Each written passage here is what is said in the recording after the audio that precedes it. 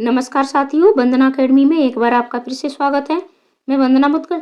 तो आज मैं आपके लिए फिर से ईवीएस की प्रैक्टिस सेट लेके आई हूँ। ईवीएस के प्रश्नों के साथ आपके सामने हाजिर हूँ और ईवीएस की प्रैक्टिस आपको डेली चैनल पर कराई जा रही है। जैसे ही आपके 10 प्रैक्टिस सेट कंप्लीट होते हैं तो उसके बाद आपको सीडीपी की प्रैक्टिस कराई जाएगी। तो चैनल पर बने रहें। अगर आप चैनल पर पहली बार जुड़ रहे हैं तो ऐसी ही अन्य वीडियो देखने के लिए चैनल को सब्सक्राइब भी अवश्य कर लें, लाइक कमेंट करना बिल्कुल न भूलें।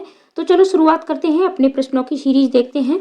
अगर आपने पहली वीडियो नहीं देखी है तो प्लेलिस्ट में जाके सारी वीडियो एक साथ आप देख सकते हो। तो चलो, आपका पहला प्रश्न है, कौन सी ग्रीन हाउस गैस वातावरण में सबसे अधिक मात्रा में उपस्थित रहती है? तो आपको ग्रीन हाउस गैस का पता लगाना है। क्या ये कार्बन डाइऑक्साइड है, प्रोपेन है, एथेन है या मीथेन है? तो राइट आंसर है आपका number 1, carbon dioxide. Carbon dioxide कहाँ कहाँ से निकलती है? तो सबसे पहले तो जो मनुष्य हैं, ठीक है, तो मनुष्य भी क्या छोड़ते हैं? कार्बन डाइऑक्साइड ही छोड़ते हैं। और भी हमारे बहुत से उद्योग हैं, ठीक है, यानी कार्बन डाइऑक्साइड के बहुत से स्रोत हैं। इन पर हम चर्चा फिर करेंगे, क्योंकि अगर हम डिटेल में जाएंगे तो वीडियो थोड़ा लंबा हो जाएगा। वीडियो ये भी आपका लंबा हो सकता है, लेकिन आपको अगर सीटेट जुलाई में और यूपी टेट पास करना है, परीक्षा आपको कंप्लीट अवश्य करनी है। क्यों करनी है? क्योंकि जब तक आपका UP TET C TET complete नहीं होगा, क्लियर नहीं होगा, आप किसी भी शिक्षक संबंधी परीक्षा में हिस्सा नहीं ले सकते हैं। तो आपको अभी से अपनी कमर कस के अच्छे से पढ़ाई करनी है। अगला प्रश्न है, निम्न में से कौन सा क्रम पारिस्थितिक तंत्र में ऊर्जा प्रवाह के संबंध में सही है? तो आपको सही देखना है। उत्पादक, उपभोक्ता, अपघटक, उत्पादक, अपघटक, उपभोक्ता, अपघटक, उपभोक्ता, उत्पादक। तो सबसे पहले क्या होता है? तो सबसे पहले आपका होता है उत्पादक। ठीक है, जब कोई चीज उत्पन्न होगी तो उत्पन्न करने वाले को हम कहते हैं उत्पादक। फिर उस चीज का यानी उपभोग किया जाता है। तो जो उपभोग करता है उसको हम उपभोक्ता कहते हैं। वो उपभोग करने के बाद वस्तु नष्ट होकर फिर से मतलब प्रकृति में मिल जाती है, ये अपघटक होता है। तो राइट आंसर आपका हो जाएगा नंबर 1।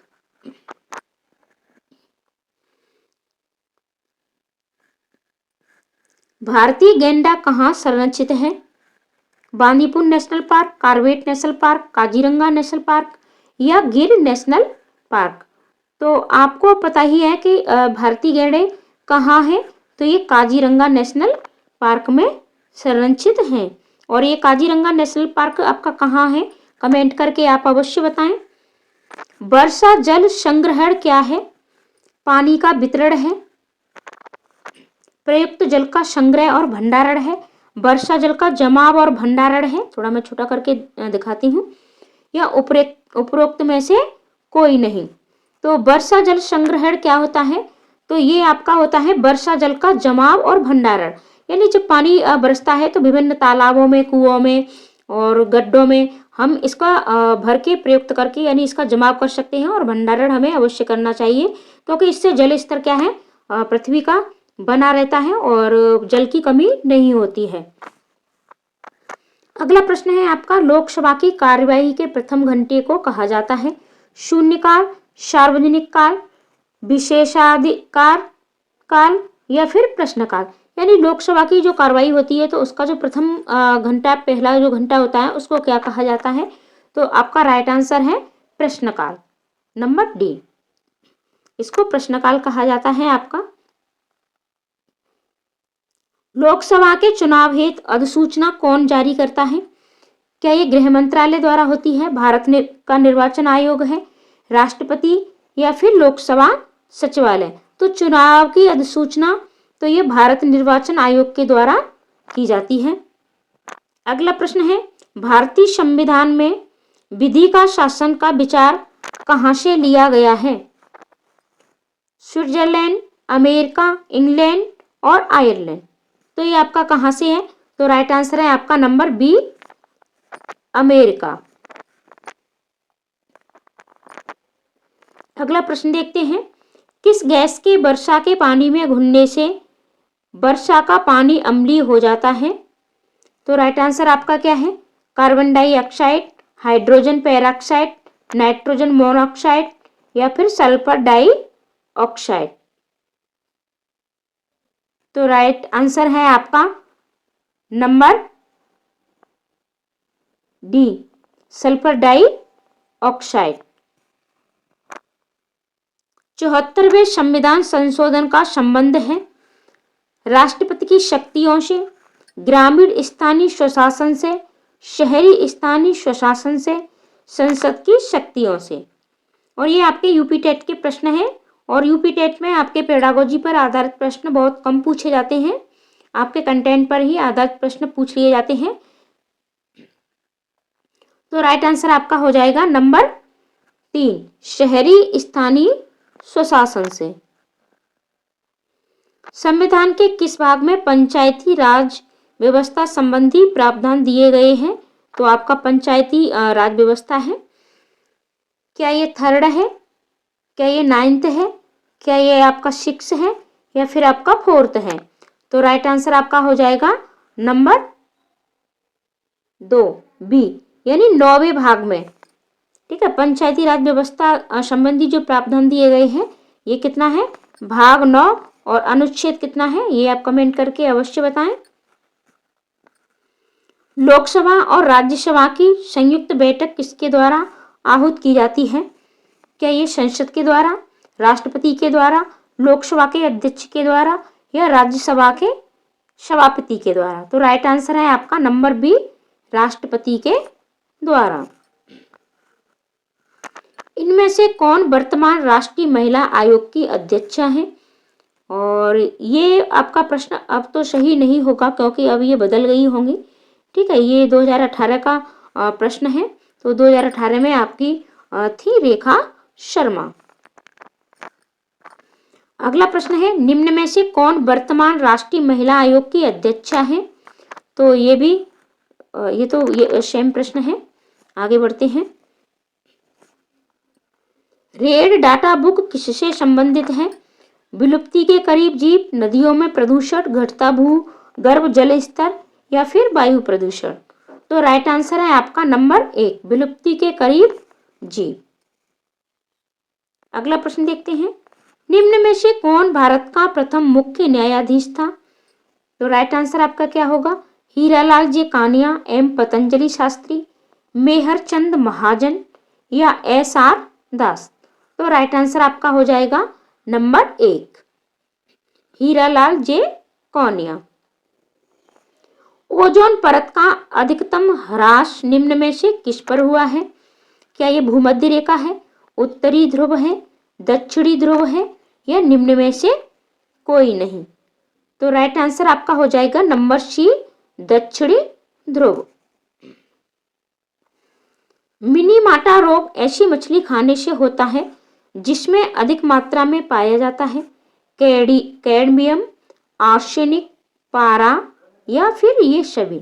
तो राइट आंसर आपका हो जाएगा नंबर सी, पारा। यानी पारा धातु से हमारा कौन सा रोग होता है, मिनीमाटा। कैडमियम से एटाइटाई, आर्सेनिक ब्लैकफुट, ये आपकी बीमारी बहुत पूछी जाती है। भारत में पेलकन पक्षी कहाँ प्रजनन करते हैं? कोक्कारे बेलूर, नेलापट्टू, ये सभी कूनथन कुलम? तो राइट आंसर आपका हो जाएगा नंबर सी, यानी ये डी वाला, ये सभी।